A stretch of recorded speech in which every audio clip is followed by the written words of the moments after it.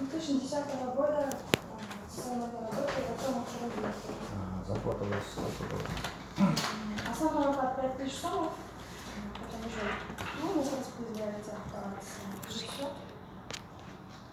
А вот кому вы деньги давали? За Мы что? начали давать Кто деньги. требовал? За что требовал? Какие разговоры До были? этого у нас Кто никогда вам не рассказал? было. С 2010 года я работаю.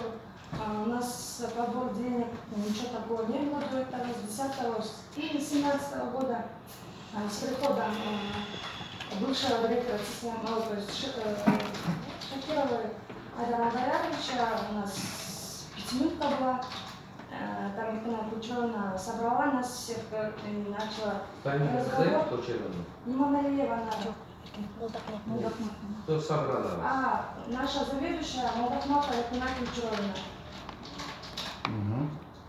Она провела минутку и сказала, что мы должны отмечать ежемесячно Шакирову, потому что если он не отдадим, он уволит или сокращение будет. Мы испугались, и вначале мы были возмущены, а потом на следующий раз, когда он повторно, оказывается, вызывал ее, и тоже долго одержала, видимо, она никакая пришла, тоже собрала, потом сказала, если кто будет не давать, и уволит.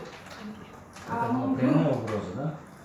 Да, вот так сказала. А потом мы испугались, конечно, для меня это лично тяжело без работы остаться.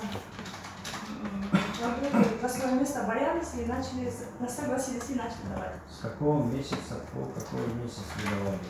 С марта месяца начали давать, в феврале, с февраля, больше 9 месяцев, по 1000 сомов, 9000 сомов.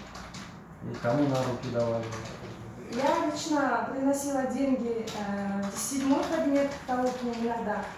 Когда иногда на приеме, когда оставалась, я через Мавляну передавала, мы с ней работали через дорогу там вместе. А они кому занесли? Они как-то и Умурзаковой. Умурзаковой, да?